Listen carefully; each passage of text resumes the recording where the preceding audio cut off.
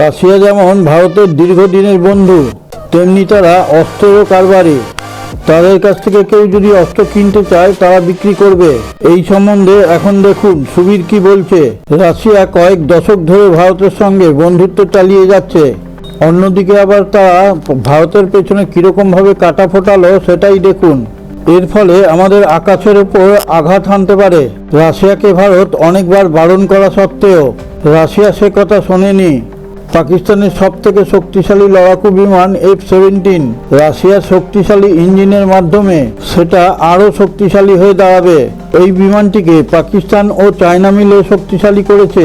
এটাকে ভারতের রাফেল ও সুখোইয়ের সমকক্ষ হিসেবে গড়ে তুলতে পারে।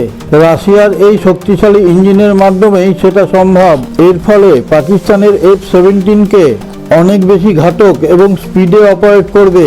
প্রথম দৃষ্টিতে দেখে মনে হচ্ছে রাশিয়া ভারতের সঙ্গে বিশ্বাসঘাতকতা করলো। এর ফলে রাশিয়ার সঙ্গে ভারতের দূরত্ব বেড়ে যেতে পারে। আপনার কি মনে হচ্ছে, রাশিয়া কি ভারতের সঙ্গে বিদ্রোহ করতে পারে, নাকি অন্য কোনো কাহিনী এর মধ্যে লুকিয়ে আছে? এই সম্পূর্ণ বিবরণে যাওয়ার আগে আপনার কাছে একটি ছোট্ট অনুরোধ।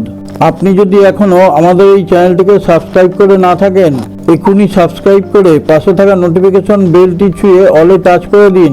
আর হ্যাঁ, একটা লাইক দিয়ে শেয়ার করে দেবেন। আপনাদের বন্ধু বান্ধব প্রিয়জনদের এইরকম ভিডিও দেখতে সাহায্য করবে। রাশিয়ার RD-19-3MA ইঞ্জিনের মধ্যে এমন কি আছে যা পাকিস্তানকে এত শক্তিশালী করে গড়ে তুলবে? পাকিস্তান মনে করে তাদের F-17 অনেক শক্তিশালী বিমান। এটা চায়নার টেকনোলজি ও পাকিস্তানের টাকা দিয়ে তৈরি হয়েছে। তবে এর মধ্যে যে ইঞ্জিন আছে সেটা রাশিয়ারই, তবে সেটা একটু কমজোরি ও অনেক পুরনো। তবে এখন যে ইঞ্জিন পাকিস্তানকে দিতে চলেছে সেটা অনেক বেশি শক্তিশালী। 2006 সাল থেকেই ভারত পাকিস্তানকে যাতে ইঞ্জিন না দেওয়া হয় সেটা রাশিয়াকে জানিয়েছিল, কারণ পাকিস্তানকে এই ইঞ্জিন দিলে তারা আমাদের উপরেই সেটা ব্যবহার করবে।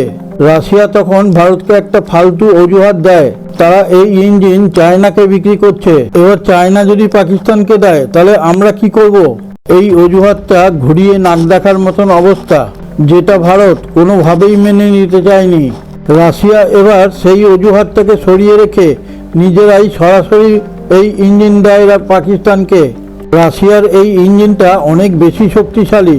যে ফাইটার জেটের মধ্যে এই ইঞ্জিনকে লাগানো হবে সেটা অনেক বেশি কার্যকরী হবে। ফাইটার জেটকে এই ইঞ্জিন হিংস্র শিকারীর মতন তৈরি করে ফেলবে। এটা কম ফিউলে আকাশে অনেকক্ষণ থাকতে পারবে। এটা যুদ্ধের সময় আকাশে অনেকক্ষণ বেশি থাকতে পারবে। আমাদের রাফেল সুখোইয়ের মতনই তীব্র গতিতে এটা অ্যাটাক করতে পারবে। এর মধ্যে কোন কূটনৈতিক চাল রয়েছে সেটা রাশিয়া এখনো প্রকাশ করেনি। এই ইঞ্জিন ফাইটার জেটের মধ্যে লাগানোর পর অনেক ক্ষিপ্রতার সঙ্গে ফাইট করতে পারে। এটা পাকিস্তানের F-17 মধ্যে লাগানোর পর PL-15 মিসাইল যদি এখানে এর মধ্যে লাগানো হয়, দুটোর কম্বিনেশনে এর শক্তি অনেক বৃদ্ধি করবে। সেই কারণে পাকিস্তানের হুঙ্কারও অনেক বেশি বেড়ে গেছে। একে স্টিল ফাইটার জেটের মতনই কাজ করতে দেখা যাবে।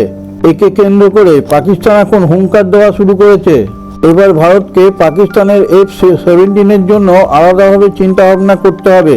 তবে একটা ফাইটার জেটকে কেন্দ্র করে ভারতকে কিছুই করতে পারবে না। তবে এর মধ্যে অনেক কাহিনী বাকি আছে, যেটা আপনাদের সামনে তুলে ধরবো। এখনো পর্যন্ত ভিডিওটা যদি ভালো লেগে থাকে তাহলে আমাদের চ্যানেলের কমেন্টে গিয়ে আপনার সুচিন্তিত মতামত প্রকাশ করুন আর জয় হিন্দ কথাটা লিখে দেবেন।